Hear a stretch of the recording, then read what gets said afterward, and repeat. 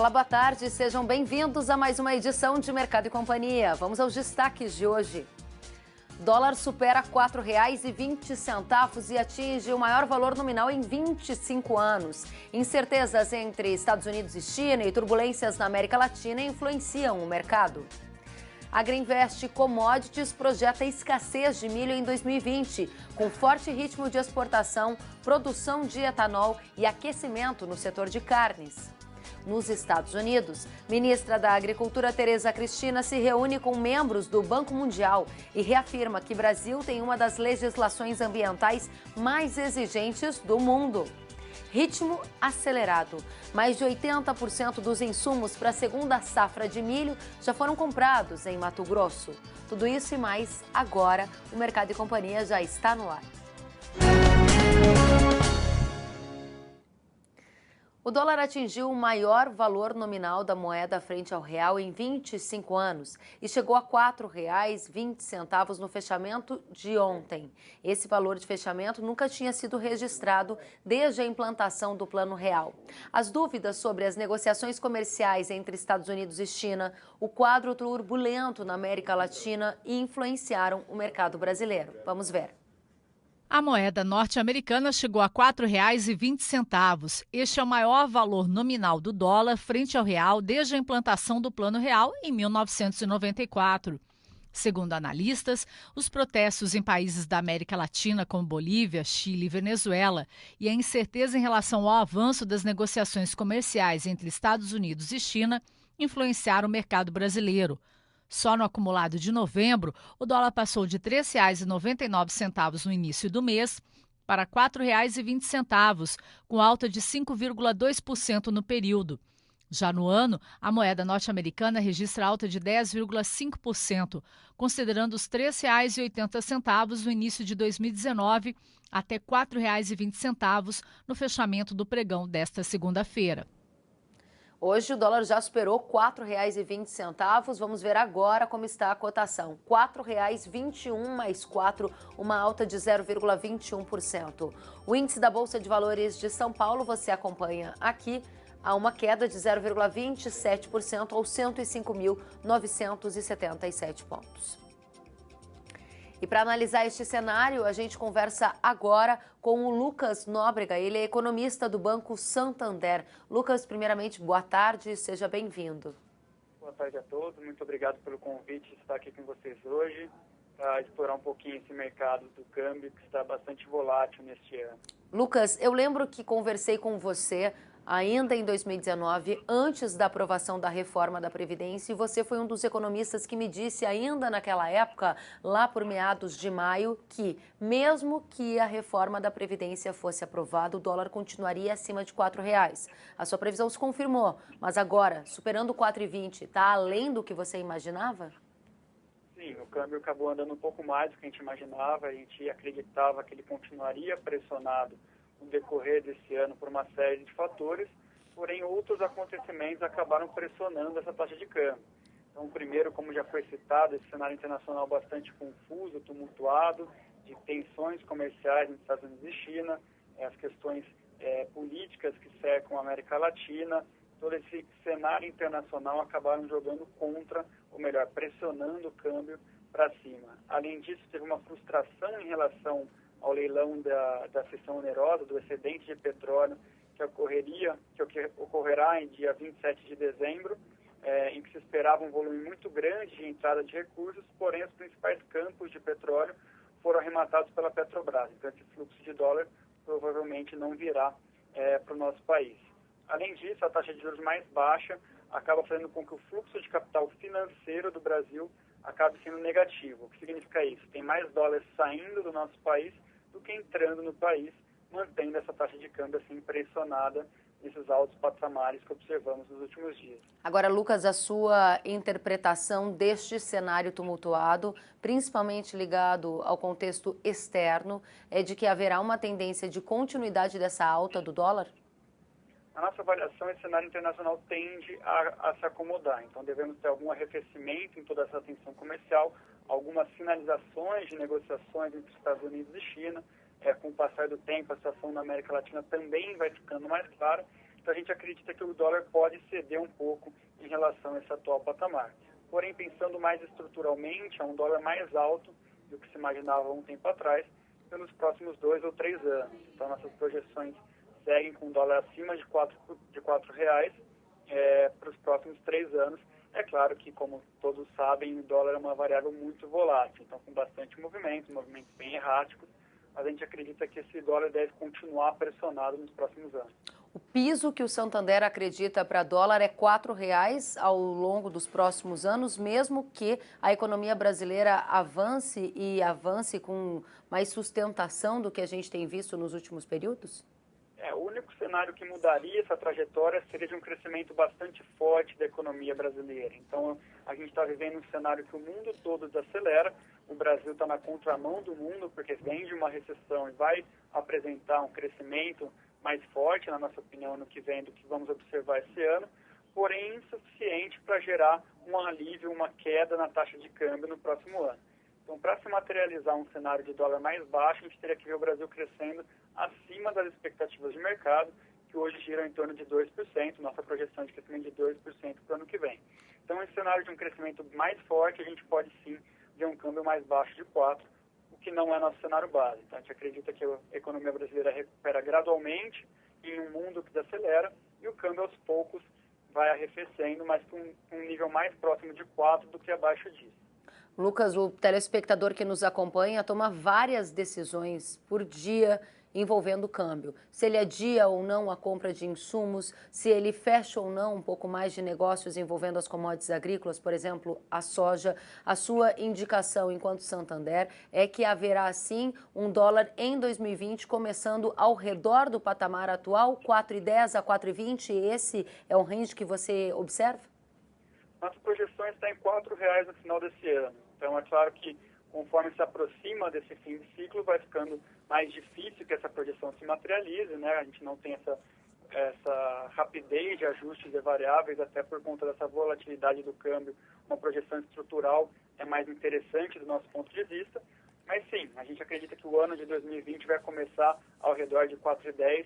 A gente acredita que esse final de ano deve trazer algum arrefecimento nesse cenário internacional, podendo dar algum alívio em relação a esse atual patamar de 4,20. Além disso, o Banco Central brasileiro tem uma série de instrumentos para tentar conter essa alta do dólar. Temos uma reserva internacional bastante robusta que pode ser utilizada. O Banco Central já sinalizou que pode usar essa ferramenta para conter o avanço do dólar. Então, nossa avaliação é que ele deve arrefecer um pouco em relação ao cenário de 4,20, mas também não deve vir abaixo de 4. Então, é mais ou menos esses 4,10 na nossa avaliação mais provável para se iniciar o ano. E por todo o ano de 2020 deve ficar mais ou menos nesse patamar. É claro, mais uma vez, ressalta a volatilidade dessa variável macroeconômica. A Agrinvest Commodities está projetando escassez de milho em 2020, com forte ritmo de exportação, produção de etanol de milho e aquecimento no setor de carnes aqui no Brasil. Nós vamos até Curitiba saudar o analista de mercado Marcos Araújo, que traz os detalhes desta previsão. A Agrinvest está falando em crise de falta de milho já neste momento? Boa tarde. Olá, Kelly, muito boa tarde. Nesse momento ainda não, o que deve se intensificar a escassez do cereal no mercado brasileiro será entre os meses de fevereiro a abril de 2020. Isso se deve em função do forte ritmo das exportações de cereal aqui no Brasil e também essa redução da safra de verão que ocorre ano após ano aqui no Brasil, Kelly. Isso você então entende que não há uma crise de falta de milho neste momento, mas já projeta esse cenário para o início de 2020, com pico em qual momento e com qual situação em termos de preço? Bom, Kelly, só para deixar claro agora, nesse momento, final do mês de novembro, os estoques de cereal aqui no Brasil devem ficar ao redor de 22 milhões de toneladas e para final de fevereiro de 2020, esse estoque deve ser inferior a 3 milhões de toneladas, que dá para apenas 20 dias de consumo. Isso significa o que na vida prática do produtor rural de milho no Brasil, em termos de preço e em termos de mercado? Na verdade, o que nós acreditamos que os preços máximos do milho devem ocorrer entre fevereiro a abril do ano que vem. Isso tudo aí vai depender também de como vai ser a previsão do clima para o milho safrinha 2020. Kelly, é bem possível que nós tenhamos aí, nesse decorrer do período, a exemplo do ano passado,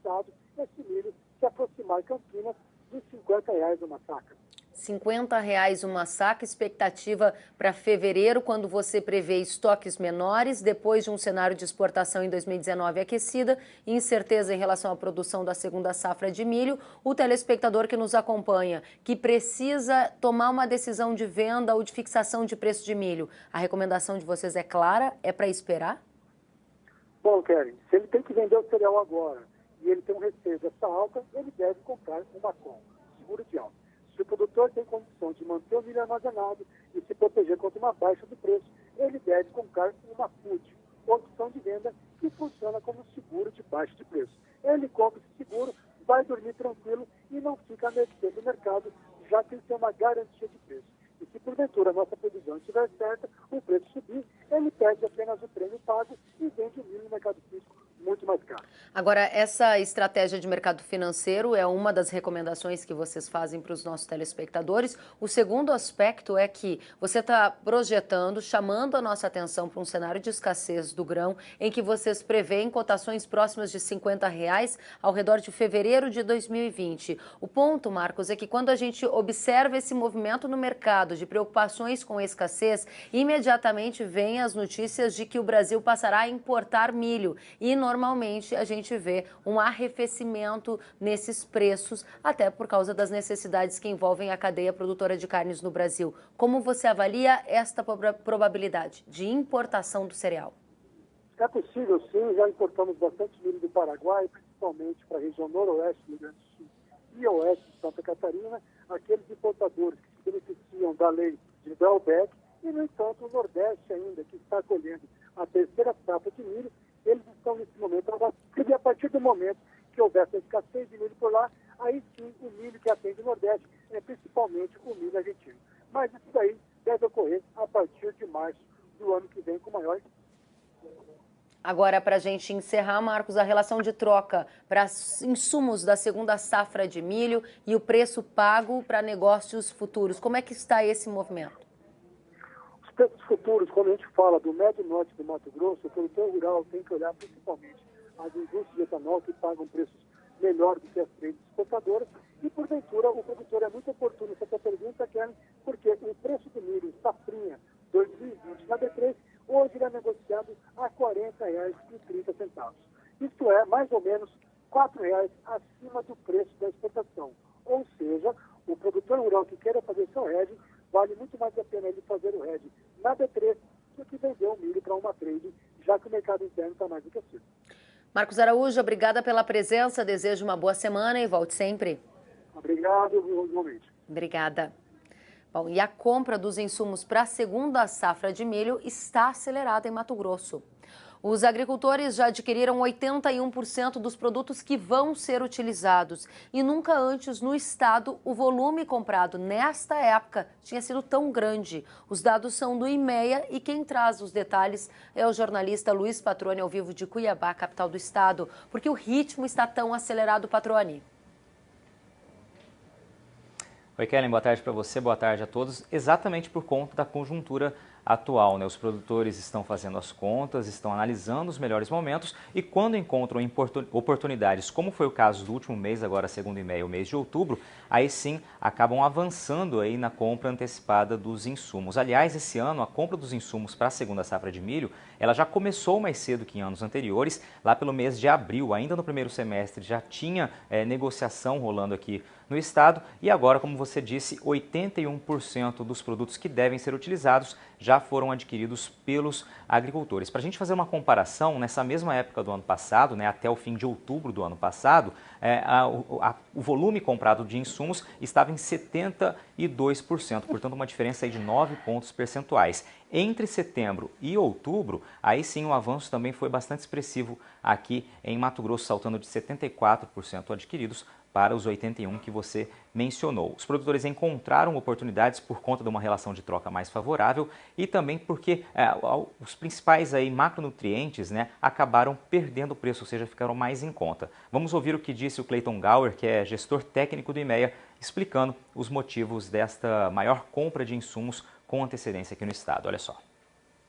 Realmente um avanço muito rápido, é o mais rápido da história.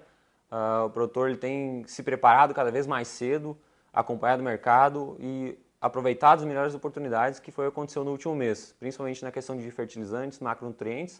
O produtor aproveitou esse melhor momento da redução digamos assim, do preço no mercado interno, baseado principalmente na redução do preço no mercado externo, tanto em dólar e quanto nessa queda do dólar baseado no último mês. A gente está olhando lá para o mês de outubro.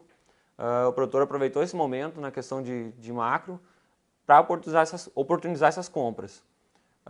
E isso ocasionou esse avanço aí de quase 10 pontos percentuais comparado ao último mês. E aí também, se a gente olhar para o último ano, para a última safra, isso dá quase 7 pontos percentuais de avanço comparado à última safra. A relação de troca é muito de caso a caso, produtor a produtor, a gente acompanha na média, principalmente olhando para o preço disponível e também para a paridade futura. Ela tem melhorado ao longo das últimas semanas. Também quando a gente olha no custo total, que vem caindo ao longo das últimas semanas, mas quando a gente olha ao longo das últimas safras, a gente observa que é um dos maiores da história. Então essa relação de troca ainda é apertada no produtor e, como eu falei, ele acaba oportunizando, identificando os melhores momentos para tentar assegurar o menor custo para a sua propriedade. Muito bem, só confirmando os números que eu havia dito anteriormente, né?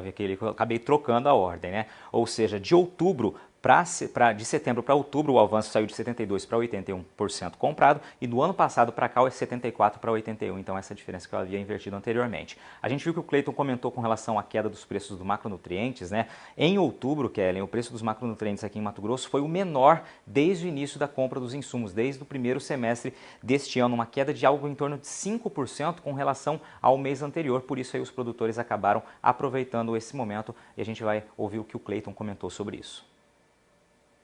A queda dos macronutrientes foi favorecida principalmente olhando para os potássicos e fosfatados, que vem numa conjuntura de aumento da oferta desse produto no mercado mundial e também no Brasil.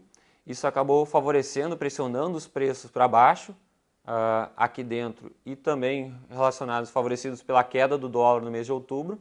E basicamente isso acabou oportunizando uma conjuntura de menores preços no último mês. Essa queda é importante para o produtor. Quando a gente olha os macronutrientes, eles representam quase que 27% de todo o custo variável.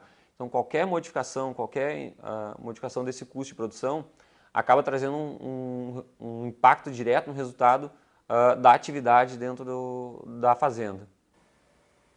É isso, Kellen. Só para a gente pontuar, assim como os macronutrientes, né, têm um peso expressivo no custo de produção do milho, o mesmo acontece com relação ao custo de produção de soja. Por isso, ainda segundo o IMEA, já tem negociação rolando aqui no estado também para a próxima safra, o ciclo 2020-2021 de soja, o que é inédito aqui no estado, uma antecedência tão grande para a compra de insumos para outra safra, já ocorrendo no mês de outubro e novembro aqui em Mato Grosso, Kellen. Muito bacana essa profissionalização, essa atenção às oportunidades do mercado, sem dúvida faz a diferença em momentos de muita tensão no mercado e no ambiente internacional.